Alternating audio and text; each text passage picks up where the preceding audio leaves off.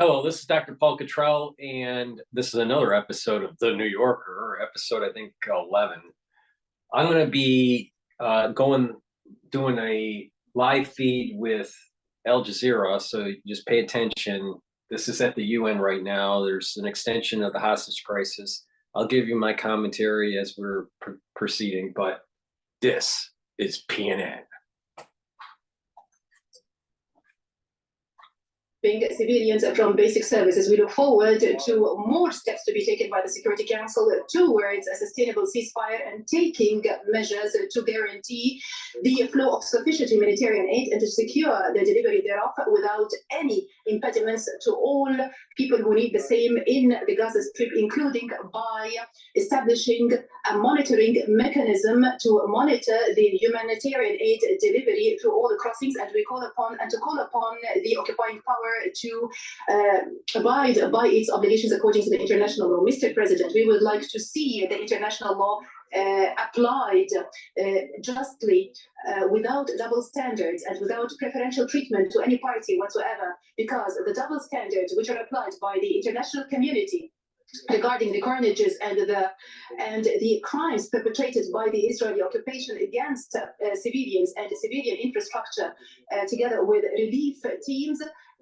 is a stain on the conscience of humanity, and it might also compromise confidence and trust in the international multilateral system. Actually, the current violence makes it incumbent on us, especially the Security Council, not to allow for this situation to continue. It is high time we took real measures towards comprehensive peace, and the recent events demonstrated that any attempt to circumambulate or to avoid the straightforward actions will only lead to the exacerbation and the escalation of the situation, as all these attempts will fail, because the Palestinian people will continue to exist and they will never give up their rights, especially the right to self-determination and their independence. Mr.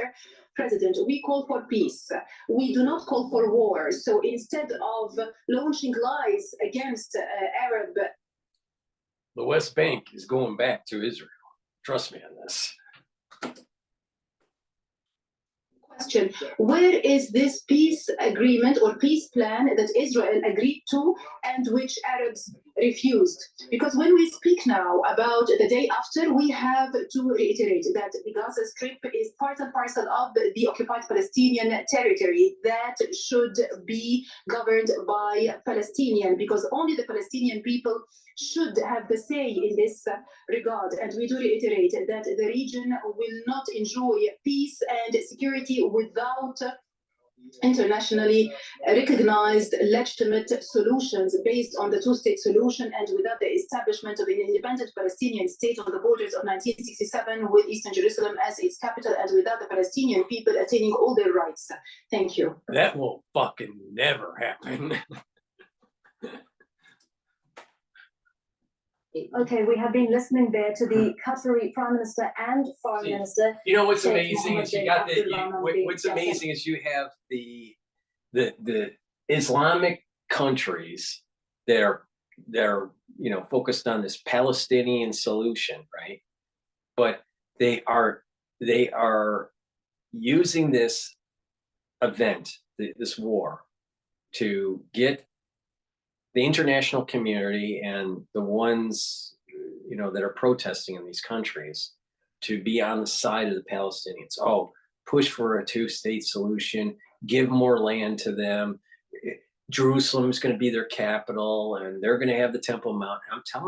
I'm telling you, people aren't paying attention. I was right in the last crisis. I'm right on this. I'm right on the post-crisis. I'm telling you, we are being judged. And where did I say something big is going to happen with that transition between 11/30 to December 1st?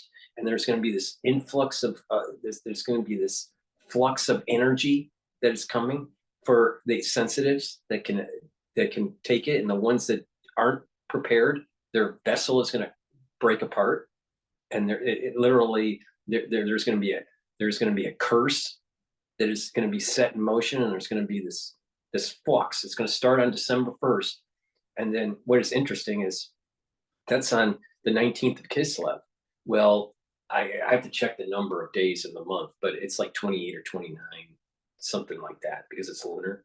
All right. So near the end, so December 7th is, I think, the first night of the first day of Hanukkah. I think it starts on this sundown on the 6th, but I could be wrong. It might be the 6th or the 7th, but somewhere in there.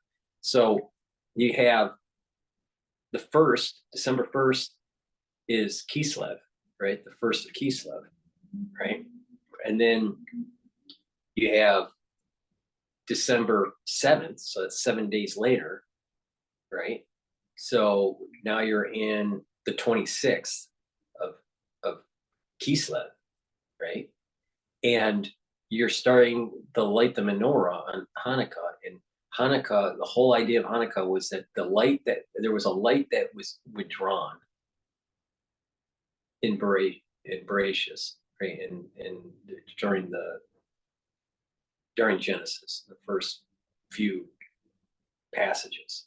And that light comes back to light the oil as a blessing, as a miracle, right? Because they didn't have enough oil in the temple, right? And this oil lasted for 8 days. So that was the miracles. It's that they only had 1 day of oil and it lasted for 8 days. So the blessing was able to continually light these different days. Well, as we transition out of Kislev and go into the next month, I would have to look it up what the months are for the lunar. It's that transition's also happening within Hanukkah.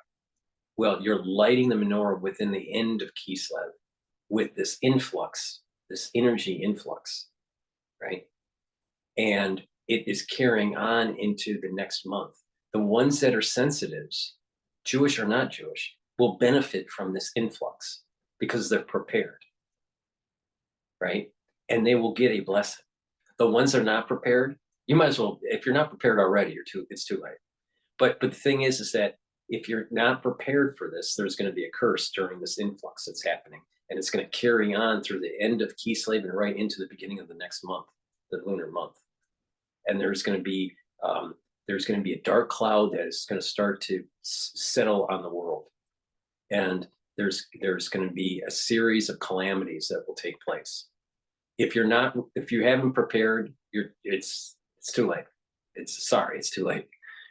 But the thing is that the ones that have been listening to me and preparing themselves to try to make them a better person, they will benefit to a certain degree. Some people will benefit more than others, depending on how much of an embetterment process you have done. We're on November 29th already. November 30th is tomorrow. All right. It's, and the way the Kabbalistic thing works is that if you're away from the divine source for 1 day, then it takes 2 days to get the divine source to be able to recognize you. This is the reason why I'm saying that you're going to miss the influx already, because it'll take 2 days, two solid days or more to be able to get the message, and then the message comes back from the lower to the higher. All right. So if you haven't prepared, you're fucked. You're sorry. But there's an influx that's going to start on December 1st. All right. And it's going to pulse. And that part of that pulse is also going to be when it lights the celestial menorah. All right. Down here, we're going to be lighting menorah, obviously, with candles and all that. Right. But there's this blessing that's going to be, and these sensitives that prepare themselves, they are like a menorah. They're like their own internal menorah, and there's going to be a divine light that you're going to be able to harness, and it's going to pulse. All right, that there's going to be a pulse that's on December 1st. It's a very Kabbalistic day, and then it'll start to the flux, and it'll light your internal menorah. All right, for the ones that are sensitive, it doesn't matter if you're Jewish or not, but if you prepared. If you didn't prepare, sorry, sorry, it's too late. It's too late. You didn't listen. All right, so let's go to. I want to see another live feed because Al Jazeera has been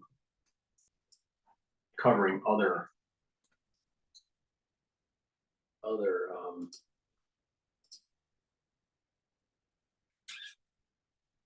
live news. Let's take a look at what's going on with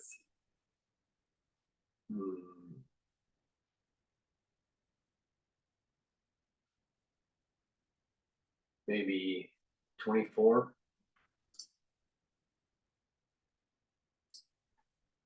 This is 20. That Hamas will try to raise the stakes and want more Palestinians released in exchange for a military member is very likely. And we heard last weekend the U.S. President Joe Biden saying I was hoping to be able to build on this truce. The language seems to be more muted this Wednesday. We heard the Israeli Prime Minister saying it will be a return to war. Saying that he's unequivocal. That's a quote when it comes to that. Earlier, we heard the U.S. Secretary of State, Anthony Blinken. It needs to go back to war. The reason being is that the lasting peace is never going to happen unless you get the job done. And doing these hostage negotiation deals and passing the buck, kicking the can down the road isn't solving the problem because Hamas is still there. All right. Should there be self-governance of Palestine, of the Palestinians within the Gaza Strip? Yes. Should they have Jerusalem? Hell no. Should they have the West Bank? Hell no. Should the Northern Front be expanded for the Israelis and take land from Lebanon and parts of Syria? Yes. Should land be taken away from Jordan? Yes. Should some of the land be taken back from Egypt in the Sinai Peninsula? In the Sinai Peninsula? Yes. And until that happens, you're not going to have lasting peace. Secretary of State Anthony Blinken, who will be traveling to the region Thursday. We'll discuss with Israel how it can achieve its objective of ensuring that the terrorist attacks of October 7th never happen again, while sustaining and increasing humanitarian assistance and minimizing further suffering and casualties among Palestinian civilians. So I don't know if he's playing his cards close to his chest, but he's only talking about the immediate. I listened to what he had to say on the sidelines there of that NATO foreign ministers meeting. He didn't give away much, Anthony Blinken. He didn't give away much, but it seems also that the Americans are blowing hot and cold when it comes to their position on Israel, because, yes, Anthony Blinken, very muted, very careful, talking about really the immediate aftermath. When you listen to some of the senior administration officials who are talking in the White House, especially in the National Security Council, they are being way more hard when it comes to their wording, and they're looking at what happens next. One senior administration official was very blunt, very clear, saying there's absolutely no way that the Israelis, when the fighting picks up again, can do what they did in the north in the south, because they've already displaced more than 1.5 million Palestinians within Gaza, telling them to go to the south. They cannot displace them again, and we, the United States, are opposed to any force. So it's really easy. The ones that are in the middle, in middle Gaza, you tell them to move to the south even further, and you blast the hell out of the middle Gaza. When that's done, and you kill the fucking terrorists, then what you do is you pitch up a bunch of tents. The international community puts in a bunch of aid in the north. You send everyone that was in the south back to the north. And the ones that are normally domiciled in the south have to go to the north. And then Israel comes in and sweeps the south. And the international community is going to have to help them out. Tough shit. Yeah, it is possible. This is what I'm saying, man. People aren't paying attention. There's going to be a flux of energy. If you're not on the right side of this, you are gonna be you're gonna wish that you listened and you paid attention, because the division is taking, you can see the division taking place. All this bullshit that people are saying on X about Elohim deniers and all this crap, they don't even know what the hell they're talking about. You know, there's a lot of people that are anti-Jewish and anti-Israel. And this thing is going to spin in a way where it's going to be anti-Christian too. Watch. To any further forced displacement of Palestinians. So on that, they've been very blunt. And then there's the question of what comes after the fighting. How do you end that fighting? And so it seems that the US tries to put pressure on the Israelis while at the same time showing that they still support the Israelis. And that goes back to something By that, being wishy-washy with the foreign policy of the United States, we're being judged. And when that influx of energy is happening on December 1st, and then lights the internal menorah on the 7th, and then subsequent days, and it goes into the next month, the ones that were on the right side are going to get the blessing, and the ones that are not, this is going to accelerate. There's going to be something that seems maybe benign, but something bad happens to you, and all of a sudden it gets worse, and it gets worse, and then the job market and your housing prices are going to start to fall. Mountains that you think are stable are going to melt right in front of your eyes. Watch, man. And this wishy-washy foreign policy that the United States has. So as a country, we're going to be judged. And if we are more on the Israeli side, we're going to be okay. If we're slightly on the Palestinian side, we're not going to be okay. Goes back to something that Joe Biden said during the Thanksgiving holiday weekend. He was asked whether possibly conditioning military aid to Israel was the right move and things like that. And he said that his way of doing things had so far worked, meaning the fact that he has been such a big supporter of Israel and standing by Israel is what gives him the leverage to put also pressure on Israel to try to do this truce, to do some extension, to negotiate the release of hostages. So he feels that being get the job done. Number one supporter, gives him the position to be able to pressure Israel into doing some of the things that they want. Yeah, what comes after is squarely what we'll be talking about in the France 24 debate. Many thanks, Kedevan Gorgistani. Israel's military saying it's still checking reports that a 10-month-old baby, his 4-year-old brother, and their mother have died in captivity in the Gaza Strip. That baby who had been the focus of so much attention the last days. James Mulholland has more. With most child hostages now released, concern over the fate of the youngest, not even a year old, has only intensified. Baby Kfir Bibas was just 9 months old when he was taken by Hamas militants, along with his brother and mother.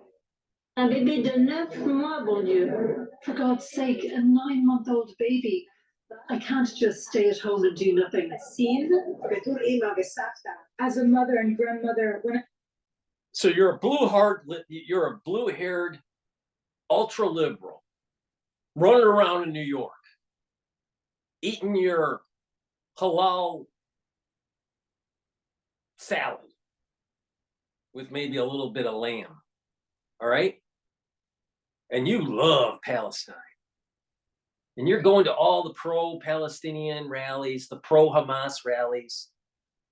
And not one time in your fucking mouth did you say that 9-month-old baby that was captured by Hamas should been let go and given back to the Israelis right away. Why isn't it has to be? Why do we have this problem in day 50, whatever? Because Ishmael and Esau are animals. They're But the blue-haired liberal that's eating the halal food from the vendor on the street corner in New York loves Palestine and loves to say on how much the Israelis are baby killers. Meanwhile, 4 months ago, she had an abortion.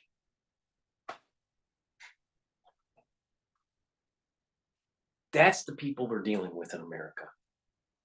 Bunch of stupid fucks.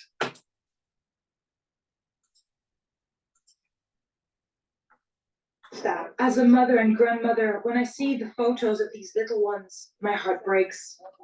The story shocked the world as it came to light with these images, filmed by Hamas and widely shared after the 7th of October attacks. Accompanied by armed men, another man drills his way through the front door of the house. Shiri Bibas is seen holding her 2 children to her chest, surrounded by men who say in Arabic that they don't want to hurt her. It's believed to be the last images of baby Kfir and his family before they were taken into Gaza. Since then, there's been no news. Of the hostages so far released, none saw the Bibas family in Gaza. Their relatives have been left desperately trying to comprehend. Are these the enemies of Hamas? I just don't understand it. As we've seen other hostages, they were very thin and malnourished and had medical problems when they got back. So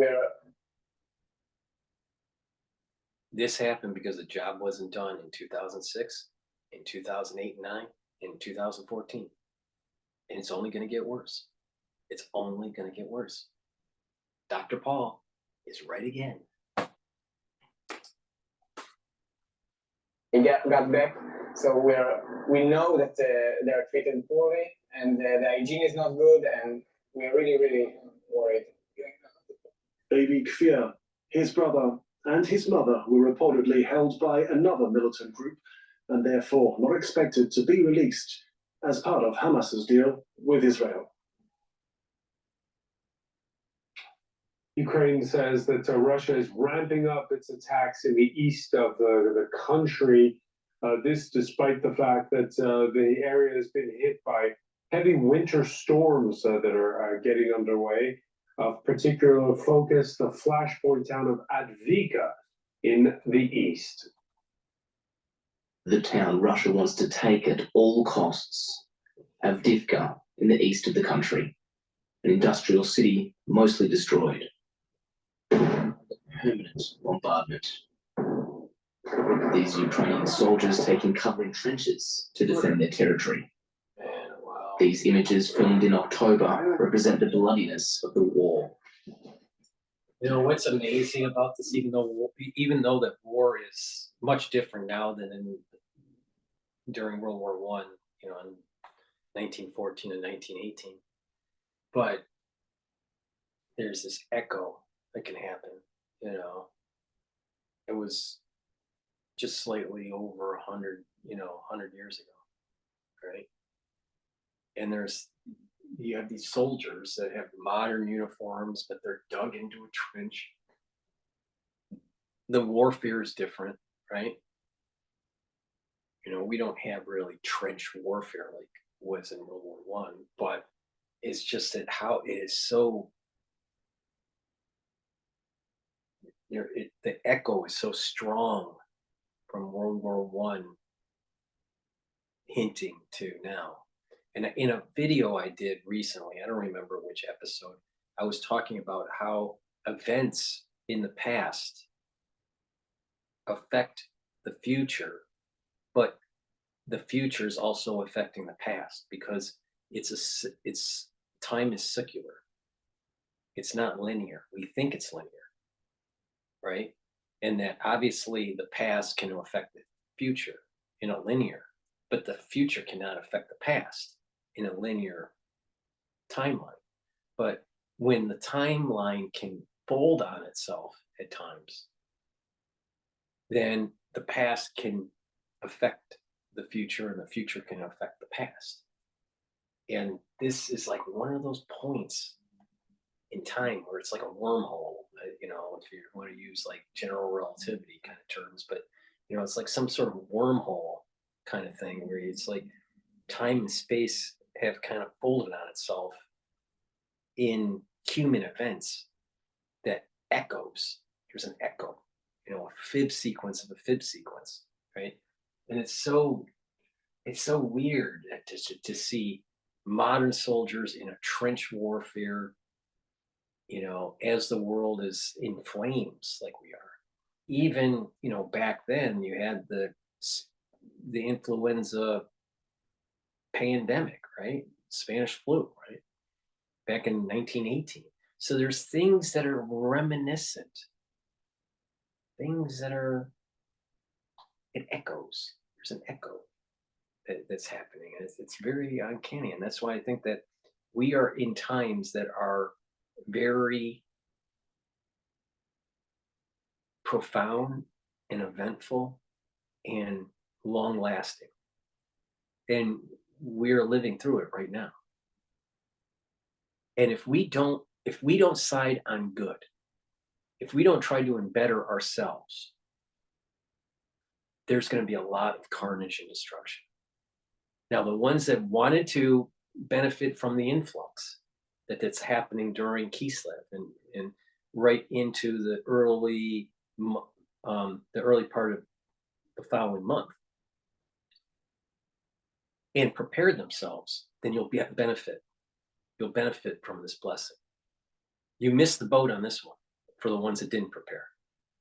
All right. And you're going to feel it. Now, depending on what kind of person you are, depends on how much you're going to feel. Right. But being a blue-haired, stupid liberal is not going to bode well for you.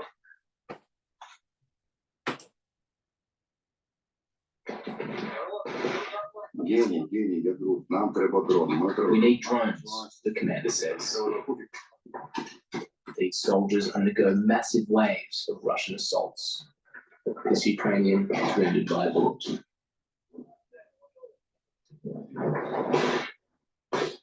There's a hole. I can see blood. You're bleeding. The commander that filmed those images explains the human toll on both sides. It's very important people see these images so they know now, not later, how terrible this war is. In the trenches, a second soldier is wounded. First step, stop the bleeding. And the terror continues. The soldiers bury themselves as much as they can. We're going to go back to Al Jazeera and to women in the global south. And I think it's incredibly important to emphasize that what's happening in Gaza isn't inevitable. We are looking at political actions and decisions that are forcing Palestinians in Gaza, including Palestinian women, into these conditions. This literally could end tomorrow if there was the political will to do so. And unfortunately, we don't have that political will because Palestinians, including Palestinian women, have been dehumanized for so long that there is limited will to stop, to take a stand against the Israeli regime from continuing this genocide. All right. I'm pretty sure that when the Exodus was happening, back in biblical times, that there were a lot of bad Egyptian babies, especially the firstborns. And what happened to them? They were killed.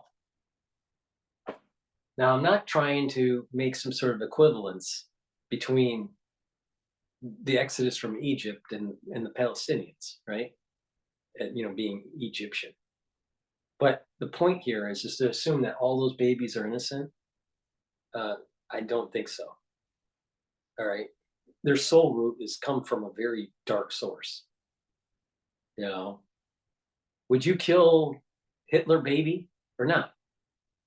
It's a philosophical question. If Hitler baby was in your possession, if it was near you, what would you do with Hitler baby? Doing this genocide. All right, Heather.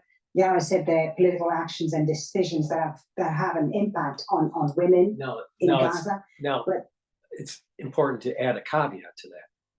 Not all children are innocent, and not all children are guilty. because of the soul root. So there are innocent children that are hurt too in this conflict. But to say that all children are innocent is bullshit. Hitler baby was not an innocent baby. I mean, there was a dark root that he comes from. And some of these children come from that dark root. How many? I don't know. To say all of them are innocent, that's total horseshit. That's not true. I mean, if you really step back and look at this really deep, we come from soul roots. And yes, we can make mistakes and we try to, become better people and all this, but there is a certain level of hardwiring that also takes place from the soul root. And this is why the eradication of Esau has to happen. Now that sounds like, oh, that's genocide and all that. What do you hear on their side? They want Jerusalem. They want the temple. This is all about Esau always wanting what was rightfully Jacob's. Women in Gaza, but this is again happening in conflicts around the world, women bearing the brunt of the violence, but at the same time being excluded from the political process. How do we change that?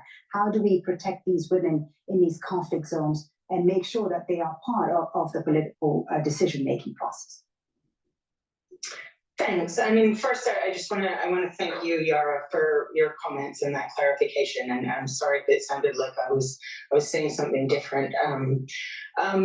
Yeah, I think it's a very hard question to answer about how we change this. I think that lifting up women leaders is one way to do that. If we had more women in key political positions around the world, I think that would make some difference. Although, of course, we know that being a feminist and being a woman leader are not always the same thing.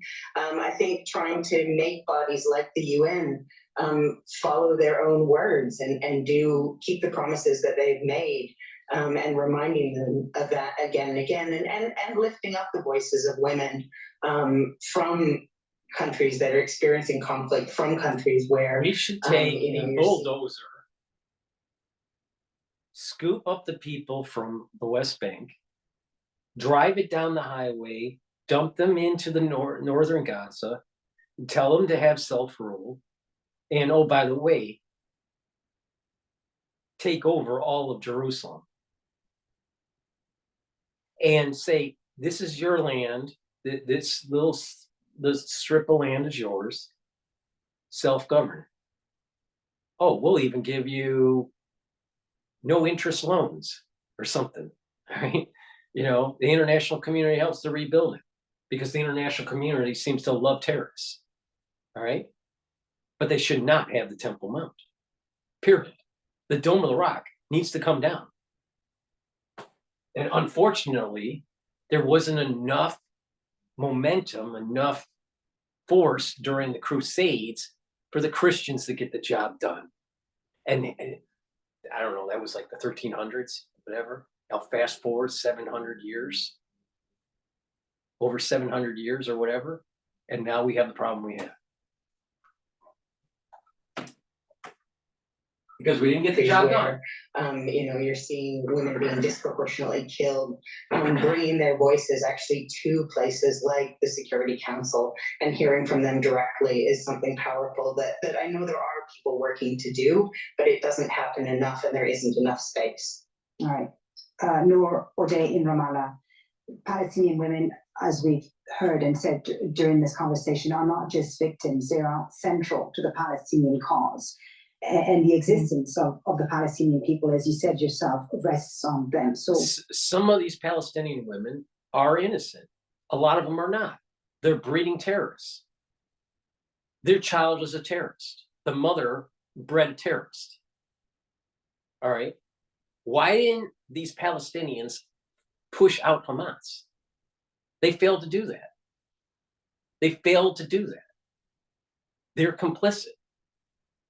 Just like the Americans are complicit in failing to prevent the government from moving towards the 1984 surveillance state, creating a bunch of things that they shouldn't be doing in laboratories. The American public failed on preventing the national security state to gaining the powers that they have. So Americans, when it comes to these national security state policies that end up turning into a war, the American public is at fault.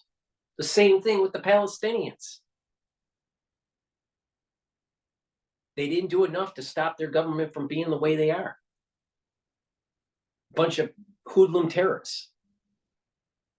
And the American people are at fault for allowing a national security state to rise up since World War II. And this is why everyone's getting judged. This is why there's a curse on everybody. But depending on what type of person you are and how you went through this repenting cycle, right, depends on how you're going to be able to benefit from the influx. Said yourself, rests on them. So what should the international community be doing, and what should the Palestinian people be doing to protect these women? Well, I think right now the international community should be doing the bare minimum, which is to get a ceasefire to end this aggression and to find a way that Political analyst. We got to find a ceasefire to end this violence. Does it really solve the problem? Does it get to the core of the problem with Jacob and Esau? It's the Temple Mount, honey. This is what I said about these policy wonks, and they're going to try to Westphalian this bullshit. And this is exactly playing out. And I've been doing this for, I don't know, 4 or 5 weeks, covering this. Once again, right, bunch of policy wonks don't realize what the real deal is. Stupid ass. That has a political horizon that meets the aspirations of Palestinians. And I regrettably don't see that materializing at the moment. I don't see that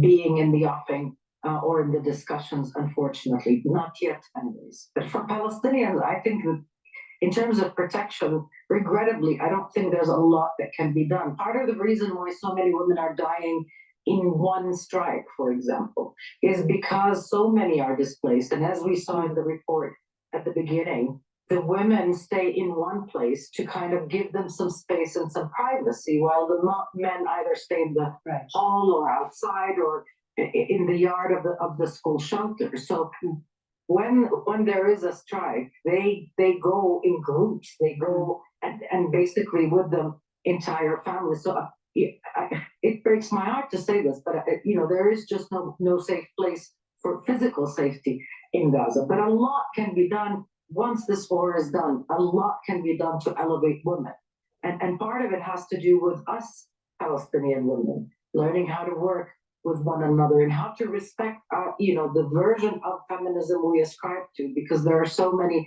different shades and colors of that. And I think one of the most interesting components, perhaps, and the most recent is one of the shades is blue hair liberal, crying about Israel killing babies through collateral damage, but 3 weeks ago she had an abortion. Recent relatively is the women who hail from more conservative, more religious political groups like Hamas and Islamic Jihad, who are or who consider themselves to be feminists. They need to have an active role in collaborating with other feminist leaders to speak about it, to elevate female voices, and to make sure that women are part not just of the overall social fabric, but part of the political conversation and the decision making, and that when it comes time for those big conversation, for those big discussions, women are not kept outside of the room. We can do that if there is that camaraderie, so to speak, between women coming from different political affiliations and different social ideologies, whether it's progressive or conservative. All right, Yara, I think I'll give you the last word. What, Yara, do you think should be done to protect and empower Palestinian women? I think in the immediate term, there has to be a ceasefire. So that Palestinians in Gaza are no longer facing bombardment, and with a ceasefire, obviously the bombs will stop, and maybe the siege would be lifted. I said many times on multiple videos, the liberal will always say ceasefire. That's the solution, ceasefire. But how is that really getting to the root cause of the problem? With this argument between Jacob and Esau. And we know who Esau is. He's a killer. He's a killer. All right? And the reality of the situation is the Temple Mount should not be occupied by Muslims. The temple is a Jewish thing, right? And only Jews can reboot it.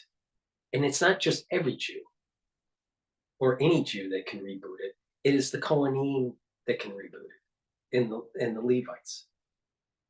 All right. So, there is no reason for the Muslims to even have the Dome of the Rock up there. It's time to take it down. And that's the root of it all, right there.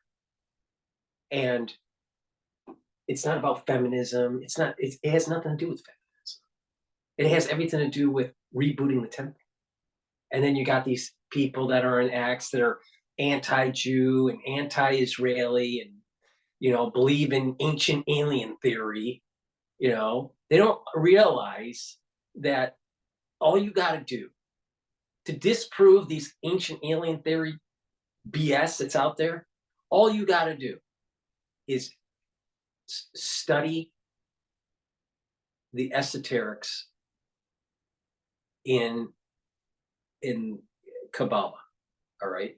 And the five worlds, or the 5 universes, and how they are governed by attributes, the Sephiros, by attributes, and how they communicate, and how each Sephiros has a different name, right?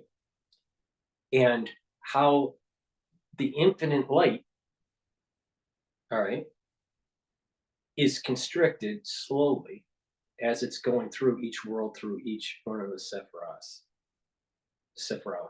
The Sephiros is like the whole thing in the world, and then there are 10 attributes within it.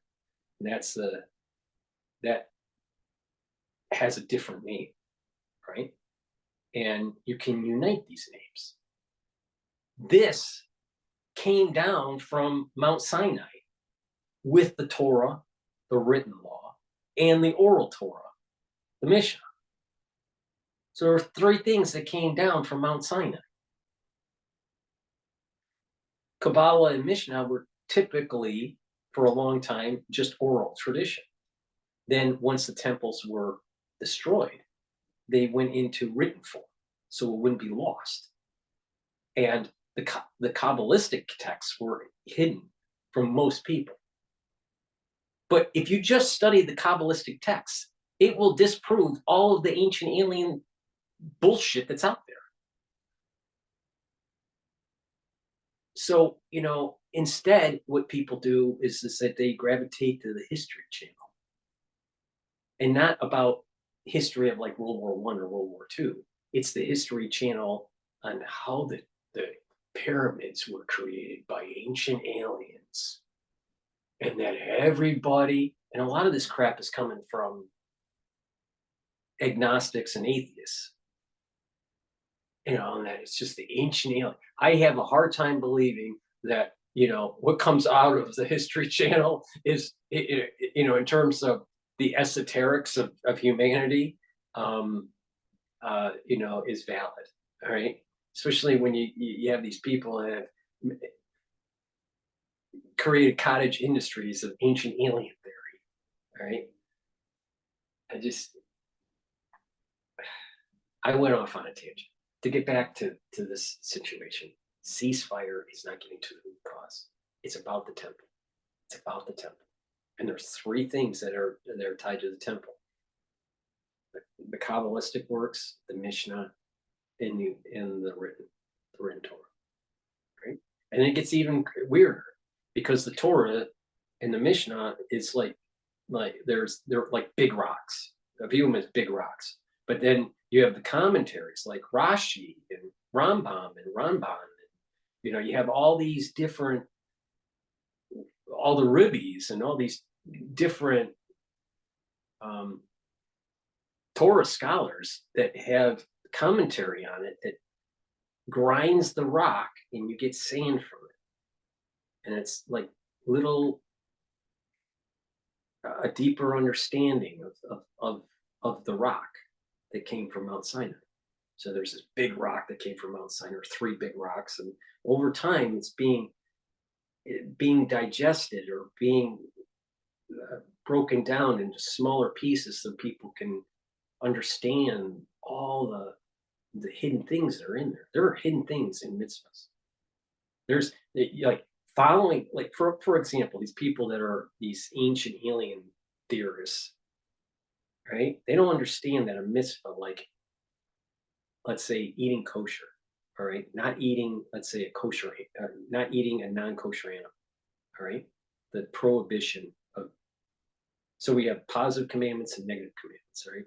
So not eating a non-kosher animal, that mitzvah seems so, at the very surface, it's okay, you don't eat pork, okay? Or you only slaughter an animal that can be kosher a certain way to maintain its kosherness. The shechting of the animal has to be a certain way.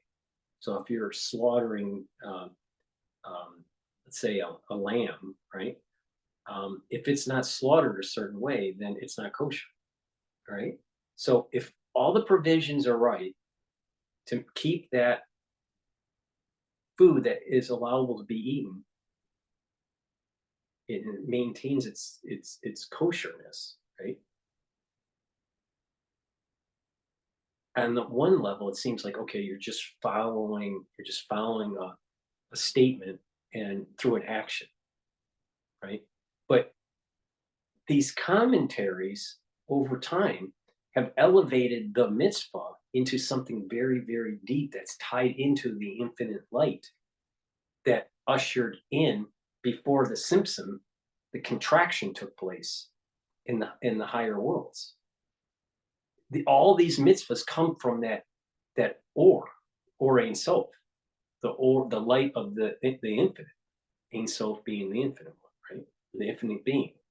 Or Ein Sof is the light of the infinite being. So we can't see the infinite being, right? But we can capture some particles of the light because it's so, using terms that we can understand with our brain, radioactive, that if you're too close to the Or Ein Sof and there's not contraction through the different worlds in the Sephiros, then it can kill you because it's radioactive. It's so pure heat and light that you would no longer exist. For us to exist, there has to be a contraction, a Simpson, more contraction, to the point where there are elements of the light that's not so radioactive that can allow for us to exist on our plane, Asilus, which is our plane. But if you go up higher, it's too radioactive. It's too intense. And there's mitzvahs that can be done in this plane because of this. But because of all this contraction, you have the atheists and you have the agnostics that will say, well, I can't see God. Well, if you did see God, it'd be so damn radioactive that you wouldn't be able to exist. You have to have the contraction to actually have life, what we call life, right? So, there's these people that they something that was somewhat entertaining on the History Channel ended up being a cottage industry, creating a belief system within the truther conspiracy theory world, right? Where now, people think that the world was populated by aliens, you know, and that we're governed by, you know, these alien species and stuff. And it's a bunch of horse shit, you know. They're missing some big components, and then as you're going through the Simpson, right? Some people won't even understand what I'm talking about, but you know, once you're going through these contractions, it will separate God more in a hidden form from our plane, but there is still an energy source to allow for all matter to still exist, right? But it is so constricted. So there's such a constriction through the Simpson contractions through each of the worlds that it's hard to see. It's hard. It's not easy to see it, but it's supposed to be that way. It's not. It's supposed to be hard to see for us to exist. All right.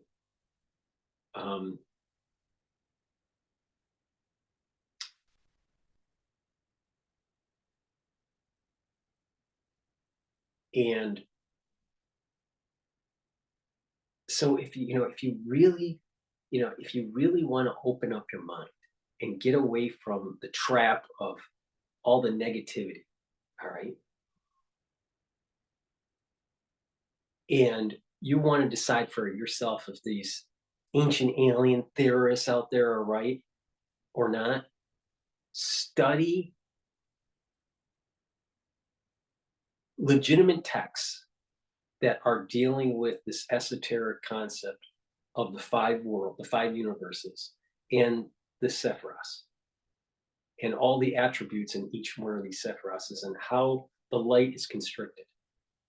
All right, and each of the Sephiros having a name, and being able to bind the names of God in such a way that will unify and elevate through these ladders of the worlds.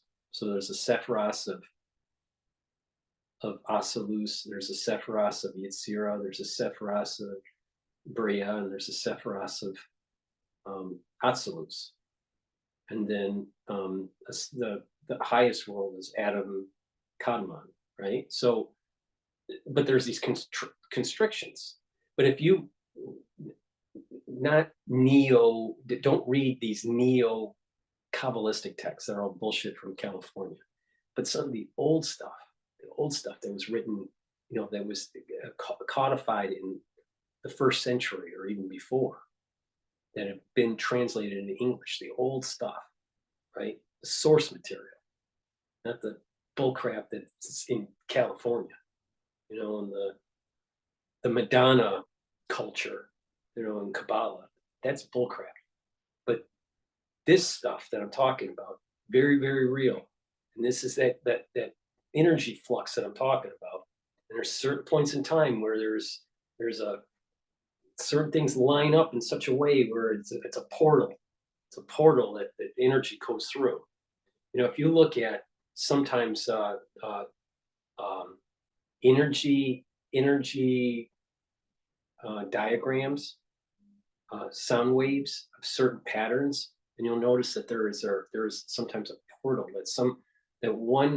that one energy diagram at a certain hertz level and another two-dimensional energy diagram, you know, they'll line up, and there's a portal. I think this is part of the reason why the Tibetan monks, they have these chants, these chants like, right? They're changing the frequency and they're opening the port. They're opening a port. Same thing, similar to like ports. We actually have ports on cells, and you can change the frequency of a cell, and you can change the conformation of that protein that's making the port. You can have them closed, you can have them open. You can change the electrical charge, it changes the conformation. You can make them open or closed. You can change the pH. See, there's things that you can do.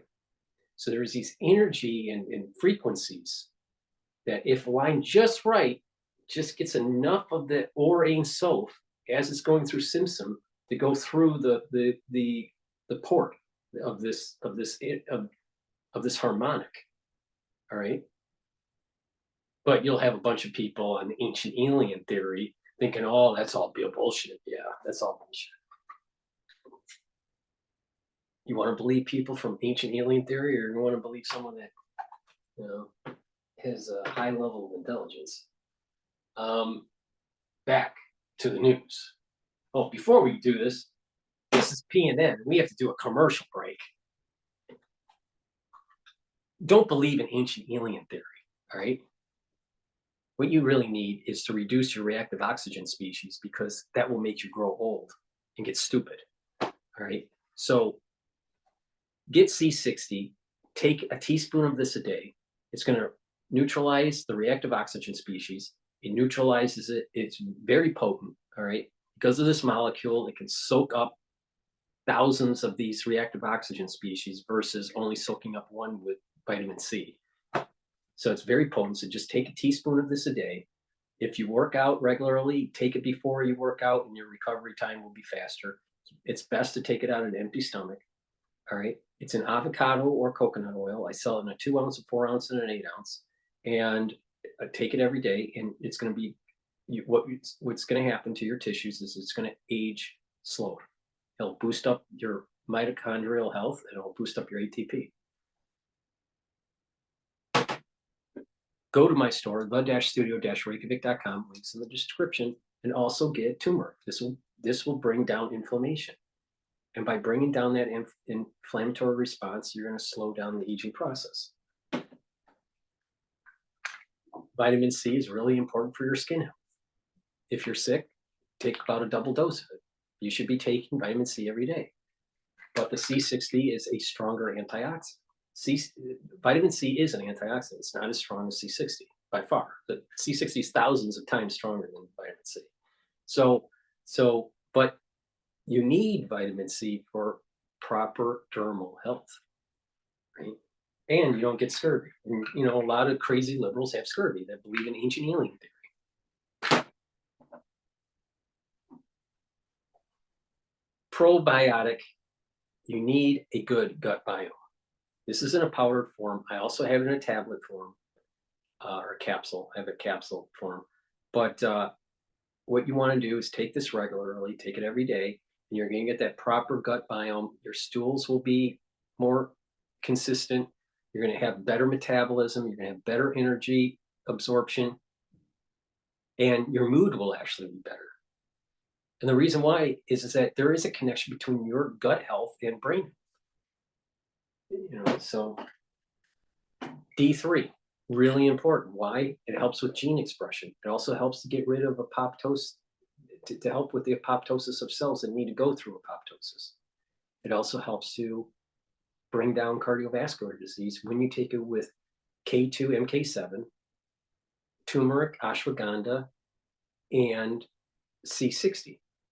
All right, by you doing that, you're going to improve cardiovascular health, because plaque buildup will be less, and the plaque that has been built up will diminish.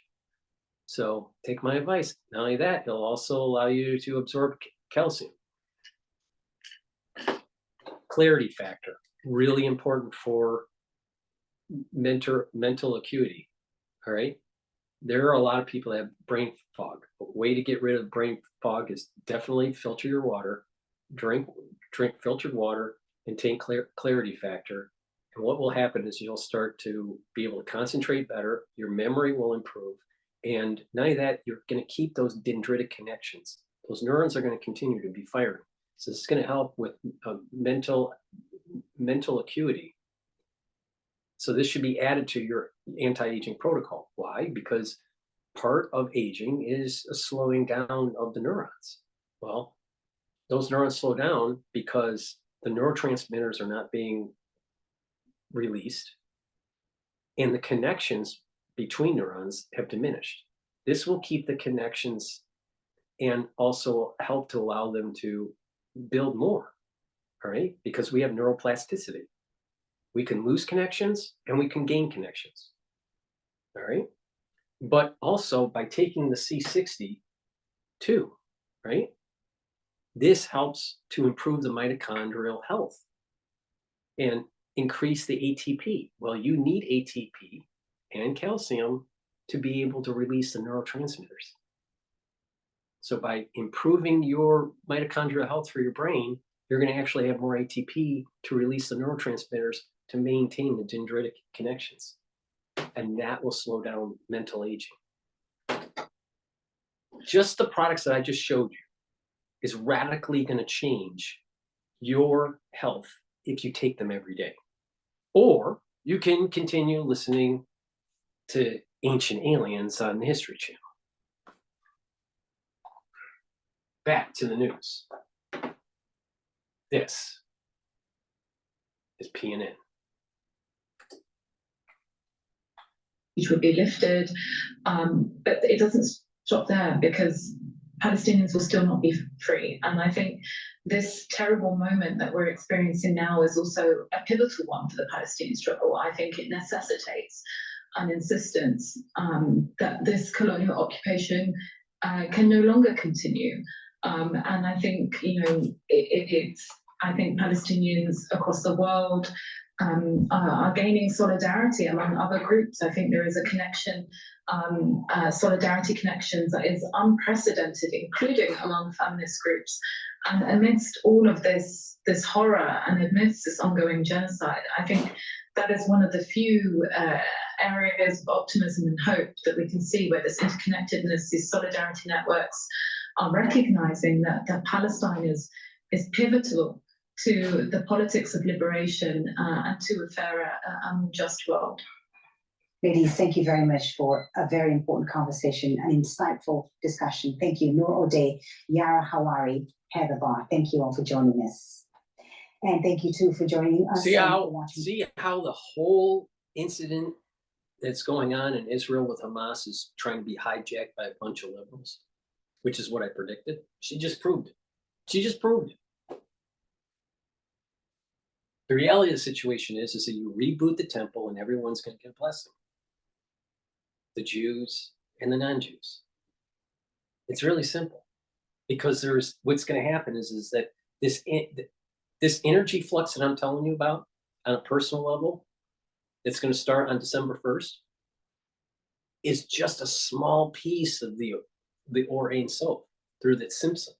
But the energy source that comes down on the ark, right, after the sacrifices take place and the blood is poured and sprinkled and there's the incense burning and the loaves of bread and the menorah is lit and all this, and the Shekinah is resting there, the energy source is thousands, if not tens of thousands of times stronger than this energy flux that I'm talking about.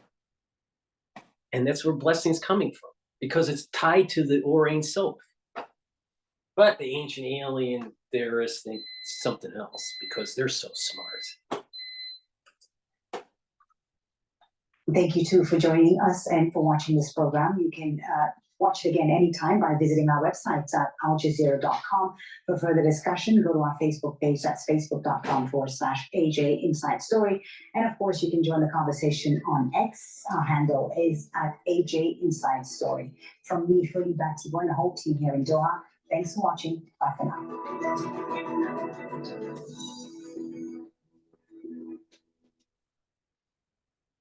The latest news as it breaks. The interim government is now telling 1.5 million registered and documented Afghans to leave the country. With detailed coverage. The families of those being held captive and those that are still missing, so they won't be silenced anymore. From around the world. This isn't just about an imminent eruption. It's about a long-term shift into a much more volcanically active and dangerous phase.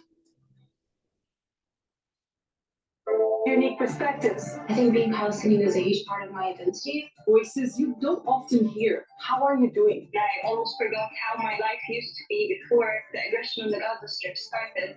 Connect with our community and tap into conversations you won't find elsewhere. The question of connectivity remains very, very critical. No one was able to call the ambulances, the hospitals, tell them there is an attack in this specific area. Join me, Annalise Borges, and the rest of the team, the stream on Al Jazeera. Here are some of the media stories. A critical look at the global news media. A critical look on Al Jazeera. I mean, come on. Access to social media. Yeah, critical.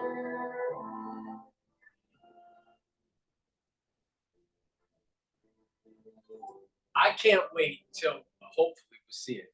I can't wait. You actually see the dismantling of the Dome of the Rock on Al Jazeera. That will be shock and awe.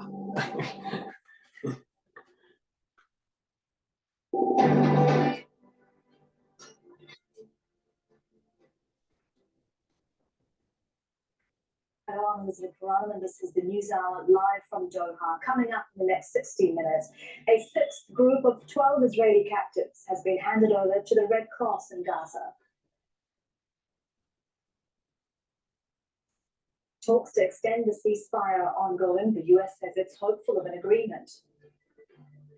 Israeli forces shoot and kill 2 Palestinian children, an 8-year-old and a teenager, in a raid in the occupied West Bank. And Hamas says the youngest captive, a 10-month-old baby, has been killed along with 2 family members in earlier Israeli bombardment.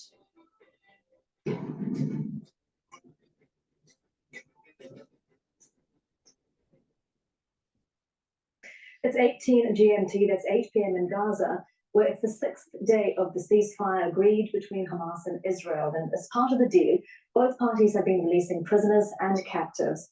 Hamas has handed over the 6th group of 12 captives to the Red Cross. The humanitarian organization has been facilitating the transfer of captives out of Gaza. These are the latest pictures of the Red Cross vehicles.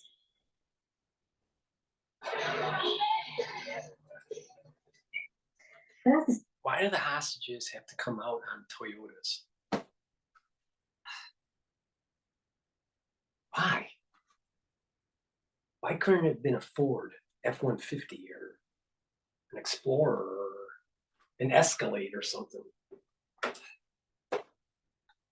And as the 6th exchange takes place, talks are ongoing to extend the ceasefire deal. Qatar has been helping to mediate the negotiations. Its foreign ministry says the main focus is to secure an end to the war. Hamas says 3 Israeli captives, including a 10-month-old baby, were killed during Israeli bombardment of Gaza. The baby was the youngest captive taken by Hamas during the October 7th attack. Let's go live to Sarah Khairat. She's joining us from Tel Aviv.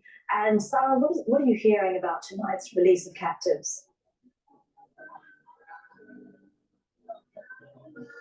There's been an Israeli statement saying that the Red Cross has confirmed with them that an additional 2 Israeli citizens have been handed over to the Red Cross. I can only assume that when they refer to them as Israeli citizens, those are the same Russian citizens that Hamas had said they would be releasing upon the request from Russia directly as a separate release to the 10 captives that are part of the ceasefire deal. What we've seen often is that many of those that were held captive are dual citizens.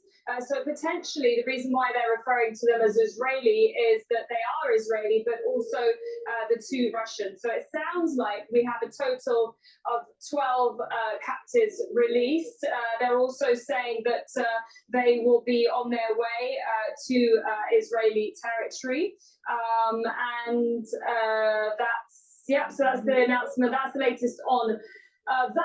Now, in terms of what you mentioned earlier regarding 3 people that Hamas says that they have killed, including a 10-month-old baby, we've also just had a statement also from Prime Minister Benjamin Netanyahu. He says that he met and spoke with the Abbas family. It seems he met with them last night and has spoke with them earlier with regards to that news from Hamas, saying that he's told the members that the matter is being examined by all security forces and any information will be provided to them, that Israel will do everything it can to return them to Israel, and also added that we are checking with all our might regarding the condition of your loved ones in Gaza. Just to give a little bit of context, the 10-month-old baby has been the youngest captive held in Gaza. And just earlier, yesterday even, just behind me there was a rally that was held to call on his return, being the youngest, asking why is he still there? Why has he not appeared? Why did Hamas have a 9-month-old baby for 50 days? Why? Because Esau's a fucking animal. And the only way to deal with Esau is to kill him. Is he still there? Why has he not appeared on the list? You now have Hamas saying that him and his 4-year-old brother and mother have been killed. No mention of the father, who's also being held captive. However, Israel is cautious with going with this because in the past it has happened where Hamas has said one of the captives was killed, and then to the surprise of many, they were part of the list under this agreement that were released, and she had been released and made it across safely to Israel, and that's why they're treading with a lot of caution with this news. Yeah, and just to be clear, Hamas is saying that the 3 were killed in Israeli bombardment before the ceasefire. Sarah, thank you very much for that. For now, that is Sarah Haira with the latest live in Tel Aviv. And talks are ongoing for a second extension to the ceasefire in Gaza. Our senior correspondent Hashim Al-Bada is joining us live. More on that. And Hashim, what is the latest that you're hearing? There's a lot of hope. We're hearing from the US, from Qatar, even from the UN that this can be extended. What are you hearing? Well, the consensus now is that this is something which is going to be extended. So they're all hopeful, including Qatar, that they will come out tonight and announce an extension. They're just working out the final details of the agreement. And this has been extremely crucial step for all the parties which met yesterday. What they're trying to do is extend this and keep on pushing it so it builds international pressure on the Israelis to stop. And they'll never, and they're trying to prevent Israel from killing and rooting out Hamas. And unfortunately, the Palestinians and Hamas are playing a better media game than the Israelis. Right? They're playing this with more savvy. They're winning the media game. Netanyahu has nothing to lose. His political career is over. So he might as well go down in history as the person that got the job done and root out Hamas, Hezbollah, and Iran. Do the 3-fer, man. He'll go down in history as the person that actually got the job done, even though his political career is over, independent of if he's going to win or not. You know, if he wins the war or not. His career's over. He's got nothing to lose. Roll the dice. Get the job done. Yes, there's going to be a lot of carnage, but it's going to be a hell of a lot more down the road than now. This is stupid. Stupid. And if this continues and it goes into that, you know, we're on November 29th, it extends 2 more days. Well, you know, now we're on December 1st. Like I said, there's an energy flux that's happening. People are going to be judged on what side you're on. Are you on the side of trying to kill Esau or not? Are you on the side of trying to be a better person or not? Are you on the side of, rebooting the temple or not? Are you a person that wants to, continue on doing, 60 million killings of children in the womb or not? There is a judgment that's taking place here. Israel needs to just get the job done and kill Esau. Intelligence chiefs of Mossad, the CIA, Egypt, and also Qatar's prime minister to ensure there is an extension to be announced, but at the same time to work on a parallel path that could be conducive to a prolonged ceasefire. And do you think, I don't want us to get ahead of ourselves, but keep the can down the road, make it worse. What happens when there are no longer any Israeli captives, although that in itself is such a big process, isn't it? Because we know that women and children will be released first, and that Israel has said that as long as women and children, as long as there are women and child hostages, the ceasefire can continue. But what happens after that? And are there talks about what happens after those women and children are released? There are talks, and that's the most complex part of the and difficult part of the negotiations, which is basically when you get to the point where Hamas and the Islamic Jihad have been saying Hamas and the Islamic Jihad. The Hamas. All soldiers held captive by Hamas will be this time in exchange for all the Palestinian prisoners in Israeli jails. We're talking about more than 6,000 Palestinians detained by Israel. Now, as we speak, the Israelis made it clear that there's absolutely no way they will go for that, and they will say that they will go ahead and continue the military campaign once the prisoners' exchange is over. Hamas, on the other hand, is looking for strong guarantees from the key guarantors of the agreement, the Qataris and the Egyptians, that if they go ahead with the exchange, Israel will stop the bombardment of areas, particularly Israel should increase the bombardment. And, you know, as Israeli leaders have said throughout the ceasefire, that the war must resume when they get their captives out, and the war must resume until Hamas is defeated. Do you think that that rhetoric filters down to the negotiations that are taking place in Doha? Does it affect them? It is. I think there's an element of leverage here and more pressure on all the parties, particularly the Israelis. But if you see all the statements today, just a while ago, ministers of foreign affairs of Saudi Arabia, of Jordan, Prime Minister of Qatar, basically, and Turkey and the United Arab Emirates, all insisting on a need of a comprehensive settlement. And they say that, in a way, the general consensus in this part of the world is that the United States of America has failed to implement some commitments made in the past on the need to ensure a viable Palestinian state that goes hand in hand with an Israeli state. And this explains why now you're hearing more and more the two-state solution as a prerequisite.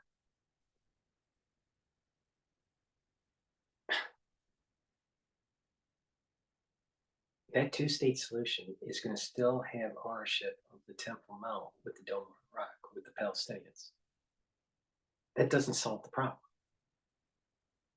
A two-state solution is literally bulldozing the West Bank and moving those people into the Gaza Strip and taking ownership of Jerusalem, all of Jerusalem.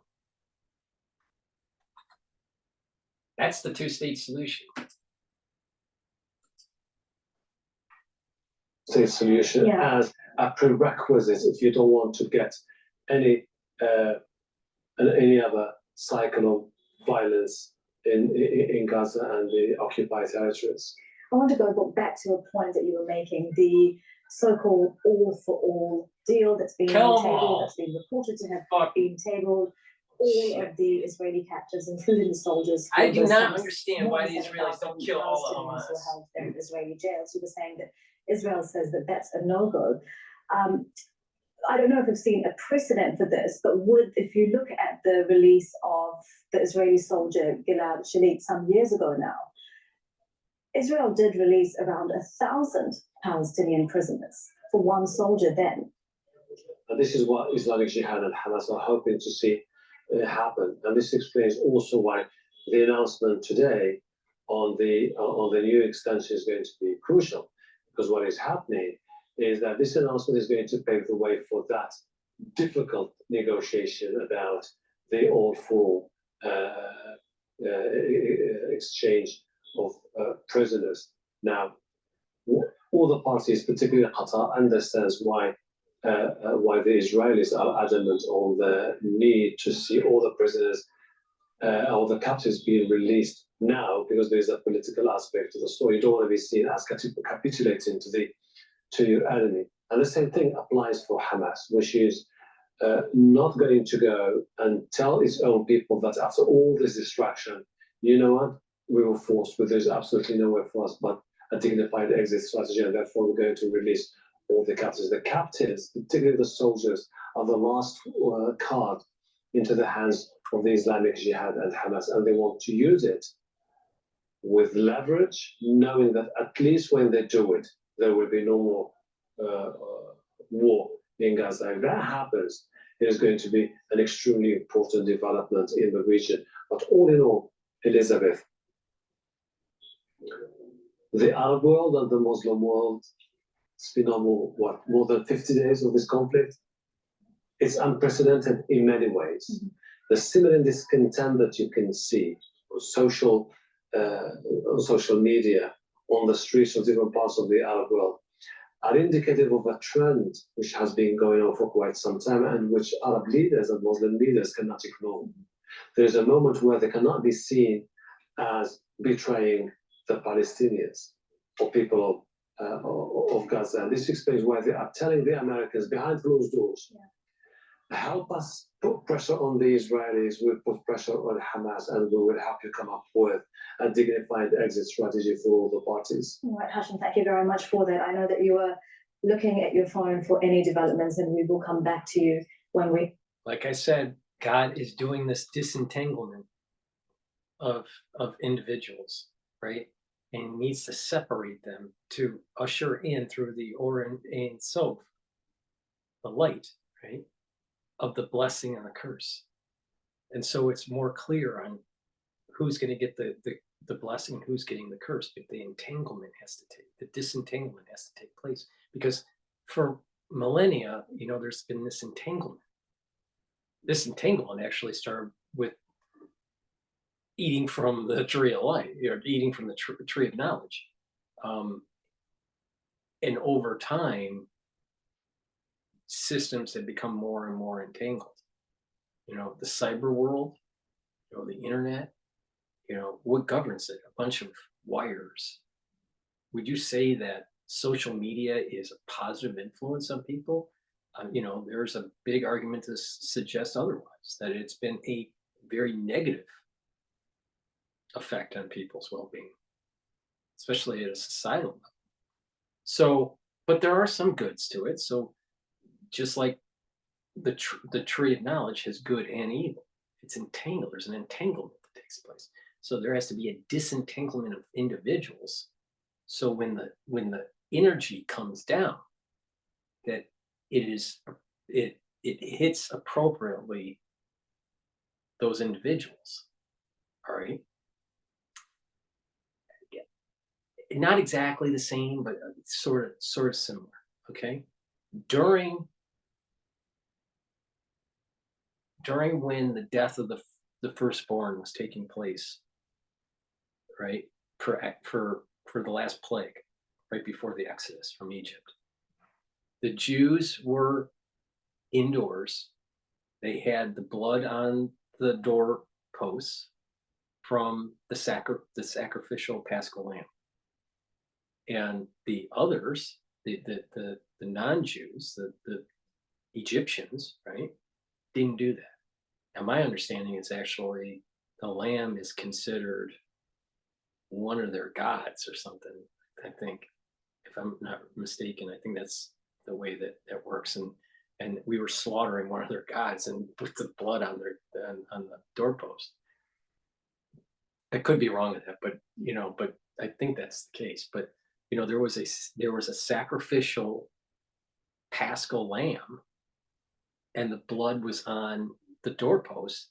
And so when God went by, because it was him, not a messenger, and killed all the firstborn, all at the same time. It wasn't like it went door to door. It was all the firstborn were killed at the same time.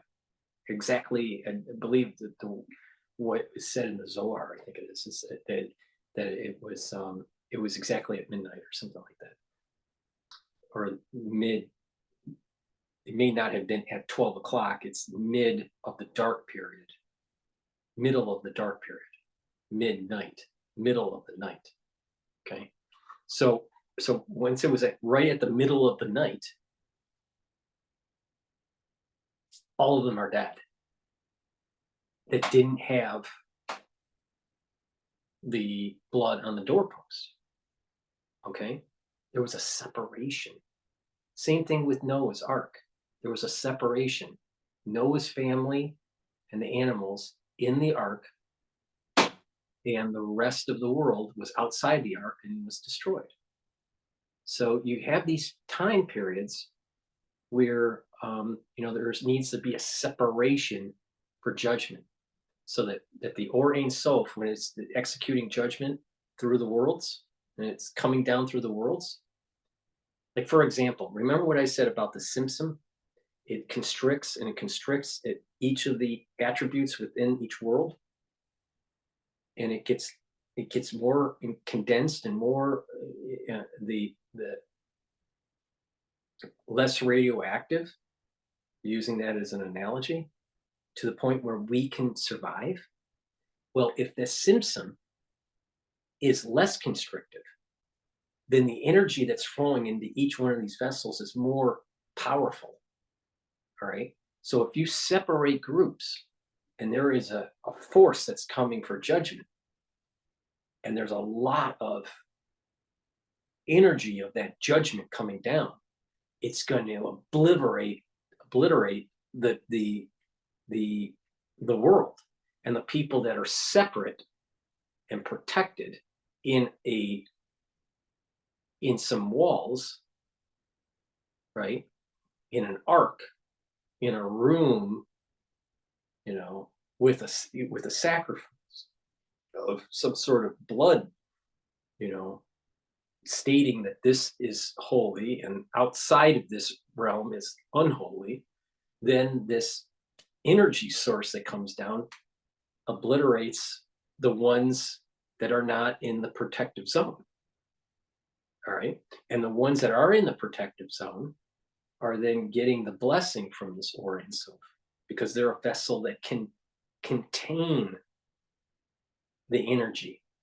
Remember what I said, when this pulse is starting to take place on December 1st, there are going to be people that can accept the energy. Now, this is a much smaller energy source than what was happening during Exodus or what happened during Noah's Ark, Noah's flood. But there is an energy source that's coming that's going to be pulsing. And people that have prepared themselves can be a vessel to capture it and benefit from it, get a blessing from it. The ones that are outside that have not prepared themselves, they're going to get cursed.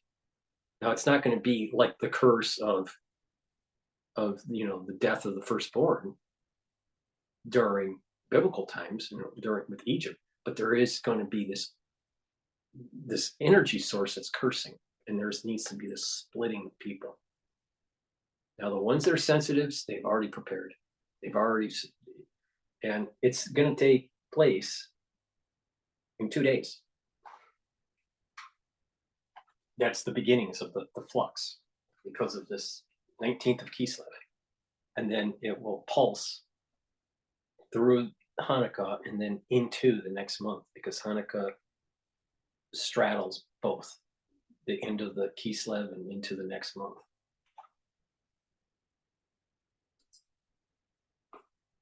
Mason, we will come back to you when we have them. Hashem Ahadbada.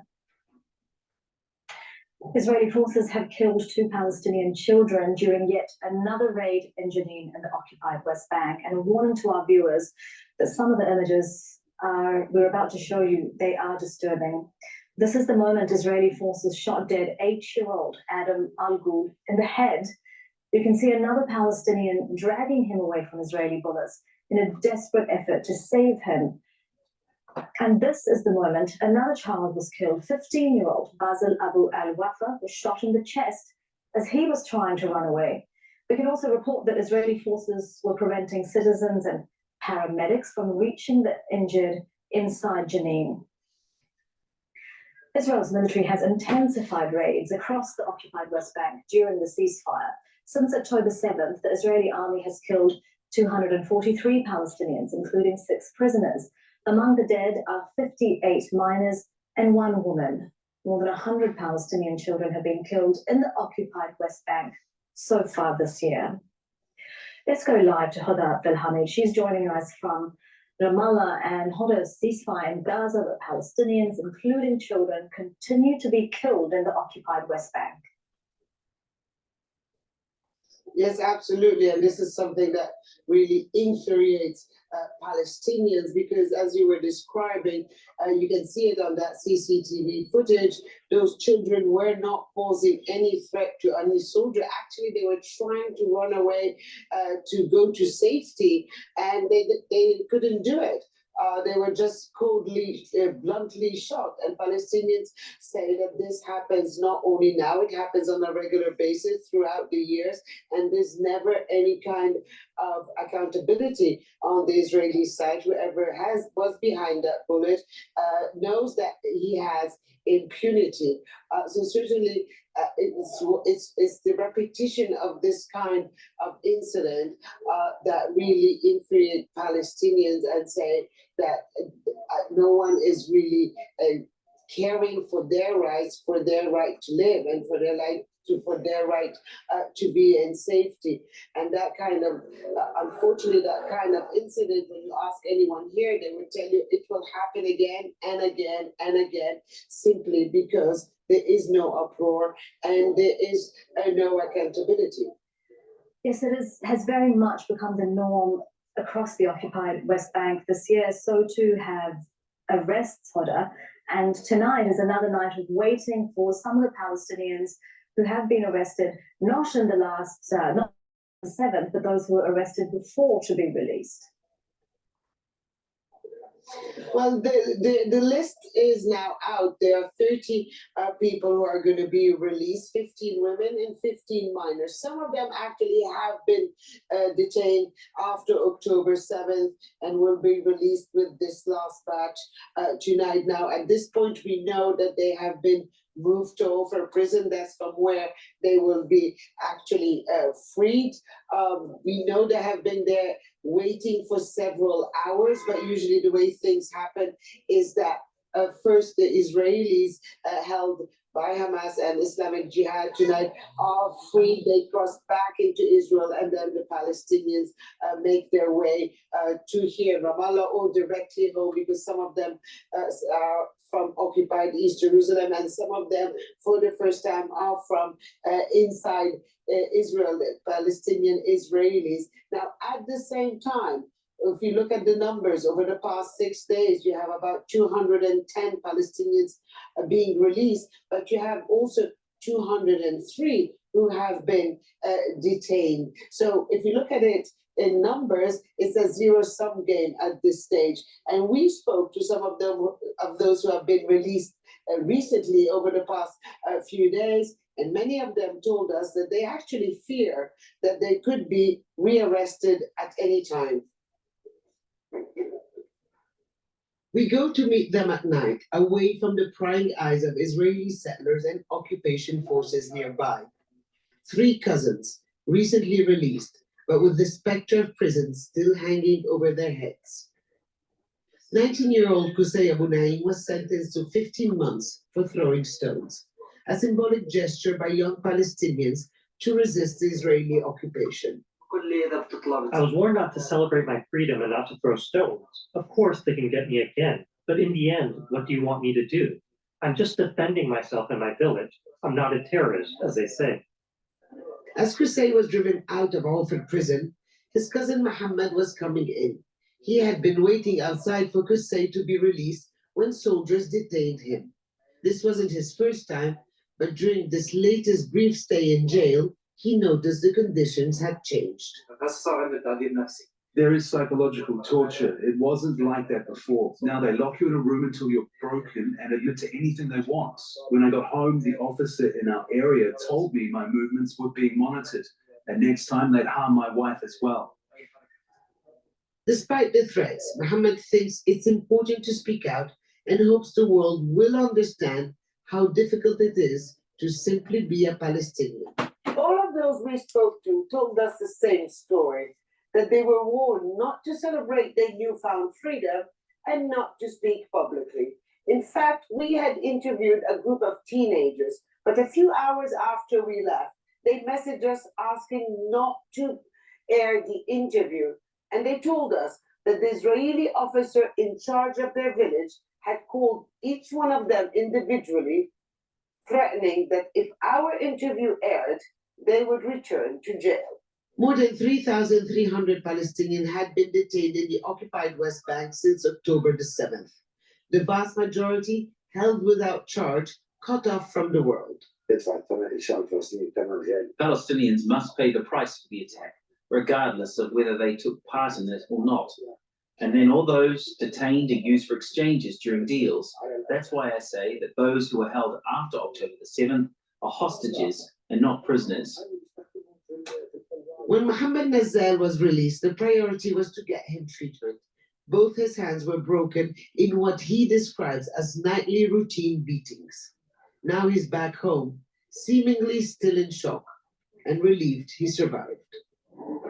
One of the guys was so badly beaten, his cellmates kept calling and yelling for someone to help. They finally arrived, they felt his pulse through the bars.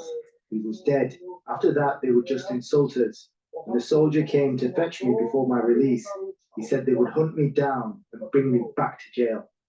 All the Palestinians we spoke to, on or off camera, share a feeling of unease. They are relieved to be at home, but wonder how many nights they'll be able to sleep in their beds before Israeli soldiers come the for thing them is again. that, that we need to learn from prior wars about how soldiers react. Again, like I said, there are war crimes on both sides in every war. And there's also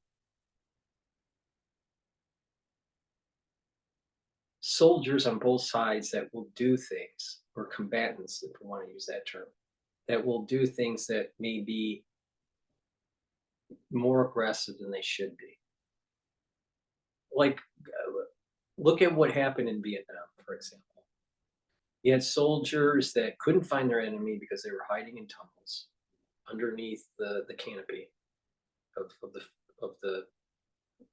the forest, or the jungle, I should say, the jungle, and they were being picked off. So U.S. soldiers were being picked off one by one with these guerrilla tactics, and we weren't able to hunt them down.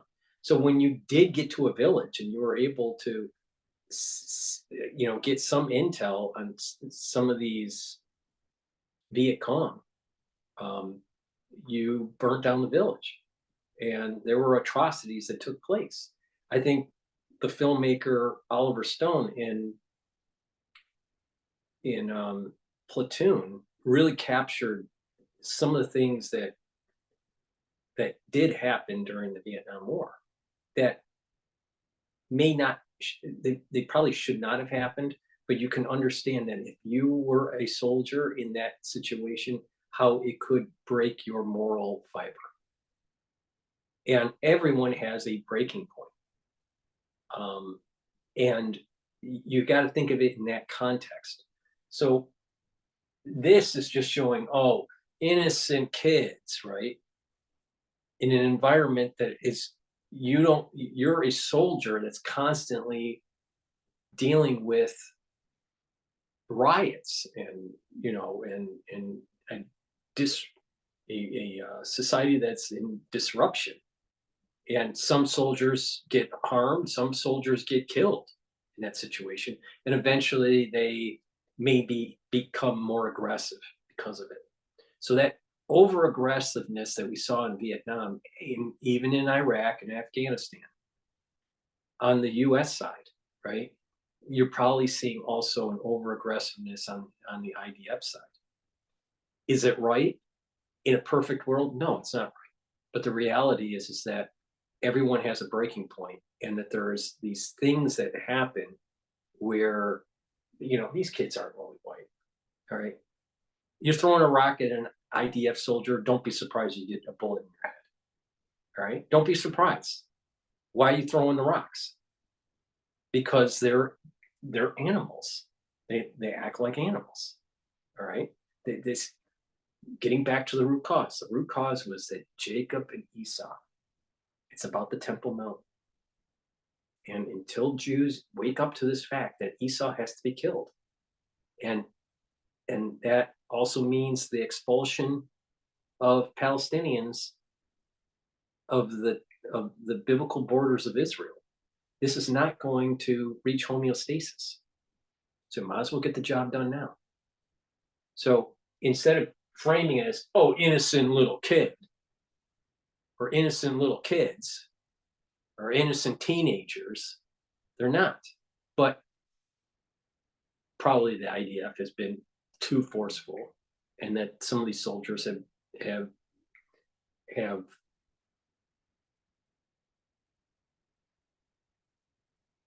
maybe gone over too far with their duties as a soldier.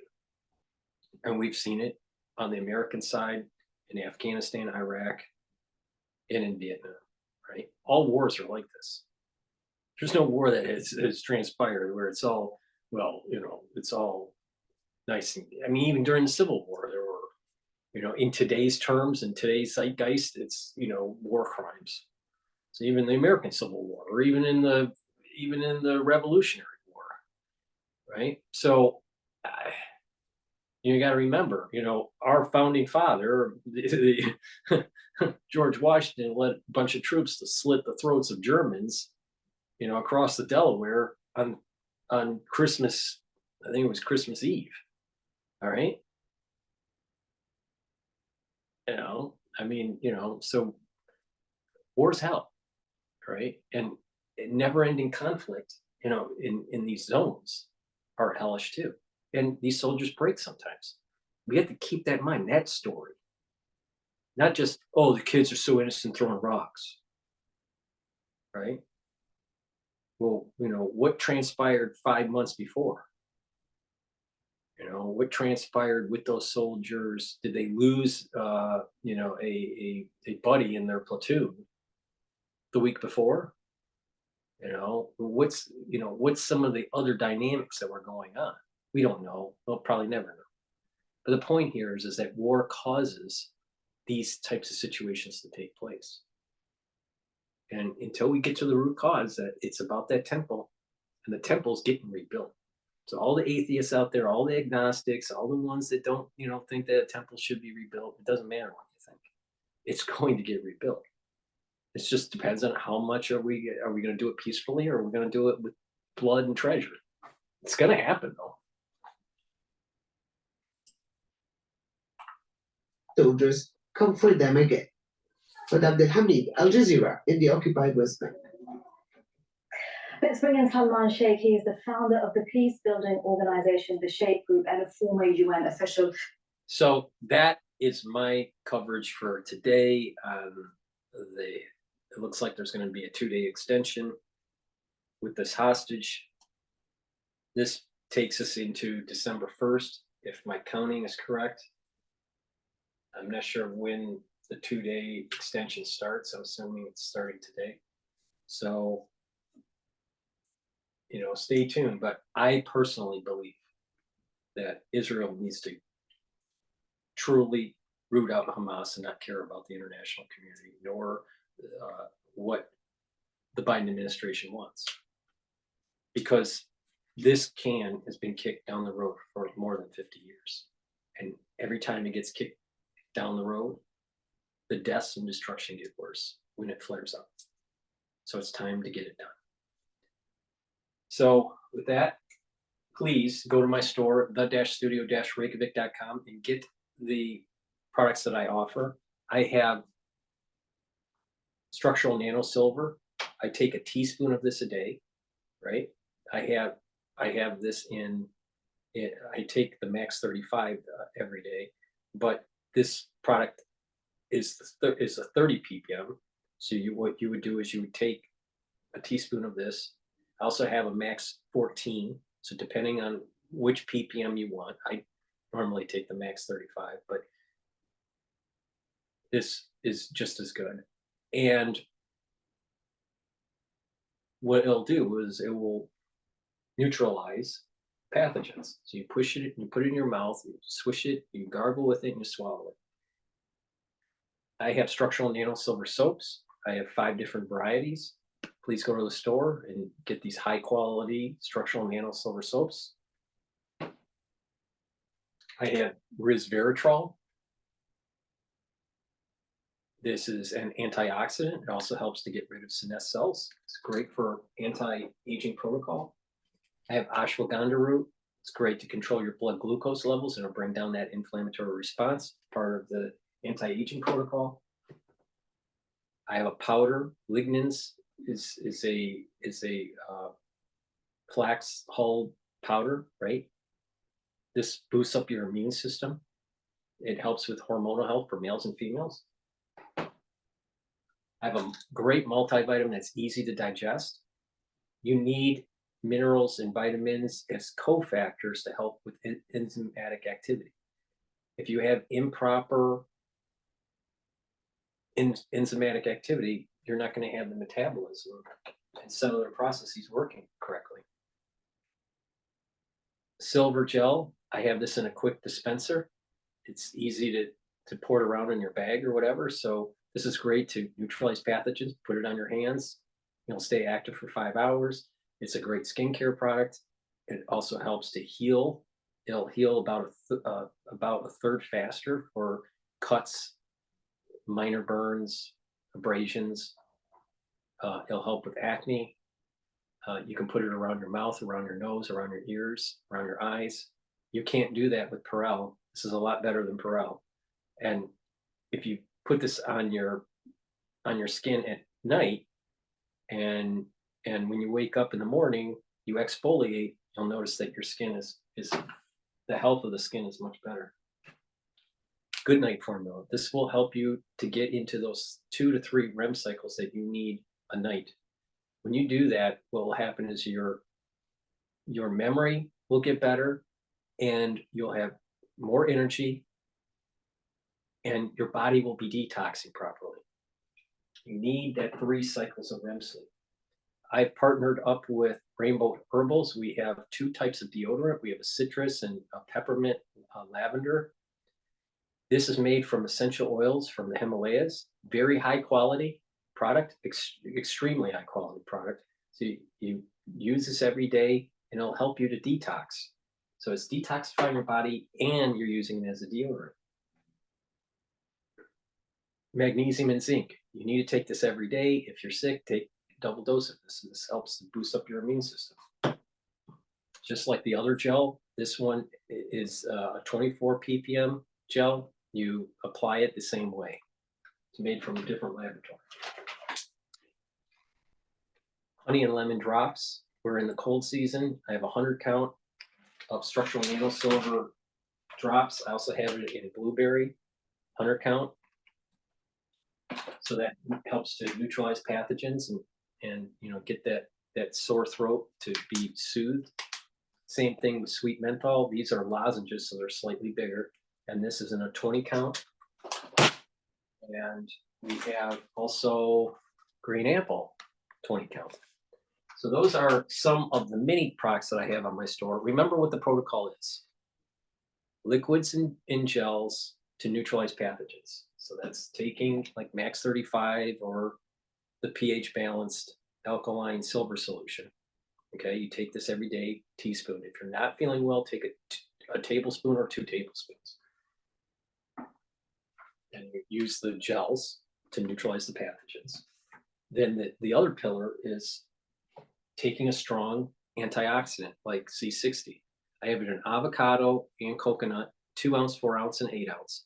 This is a very strong antioxidant. When you neutralize those reactive oxygen species, your mitochondrial health will improve. You'll get more ATP. If you take this right before a workout, especially on an empty stomach, what will happen is that your recovery time will be improved. All right.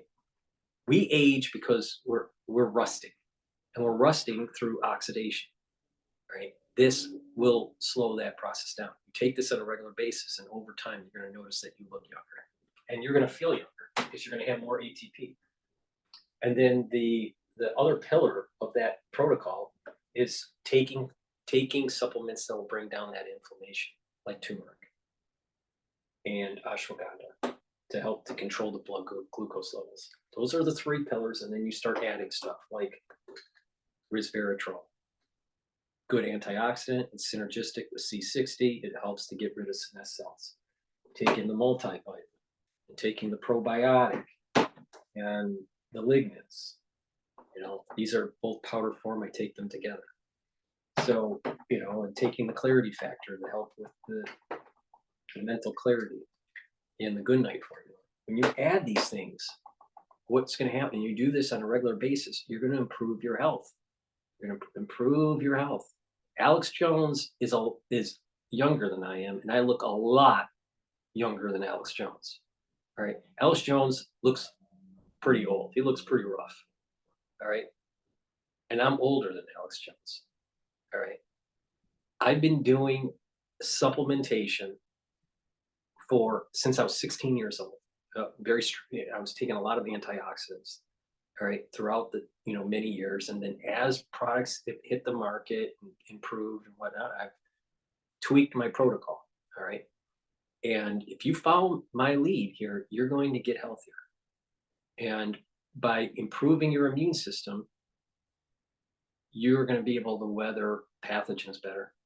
And if you have autoimmune problems, autoimmune disease, you pay attention to this anti-inflammatory protocol, then you'll bring down that reaction, and your body will start to heal. Because with autoimmune disease, your antibodies are attacking self, and causing cellular damage. You want to bring down that inflammation, slow down that attack from those antibodies, and your body will start to heal. You can take my advice or not take my advice. It's up to you. But I have a lot of high quality products on my store, the-studio-reykjavik.com. The link is in the description. Please go to it, follow the protocol, and you'll be amazed. You can follow the cardiovascular protocol. You can follow the dermatological protocol. You can follow the anti-aging protocol. I've curated anti-aging boxes for you, so you can do just a quick buy with the box, or you can buy products individually. It's up to you. But go to my store, the-studio-reykjavik.com, and get the products. They will help you. Please subscribe to all of my channels. I have 3 channels on YouTube. I also have Rumble, Bitchute, and Brighteon. Please subscribe to all 6 channels. Please ask your friends in your social network to subscribe to my channels, so I can reach out to more people to be able to inform them when they need to be informed on certain things that happen around us. In addition, if you would like, especially if you're international, but even if you're domestic and you would like to help with my news coverage, please go to my website, the-studio-reykjavik.com, and go to the homepage at the very bottom. You can donate through Stripe or PayPal.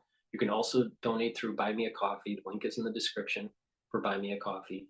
And you can be a paid subscriber to Patreon, my Patreon channel. That will help to cover my news. All my content's free for everybody. All right. So please go to the store, get the products. Please, if you can, to donate. Please share the links, and please invite friends and family members and your social network to subscribe to my channels. You're not going to agree with everything I have to say. That's okay. That's okay. But what I have to say is really important, and you need to pay attention. So thank you for listening. Thank you for sharing the links. Thank you for donations, and thank you for going to the store and getting the health products that will help improve your health. Thank you again, and have a nice day. And don't be a crazy liberal.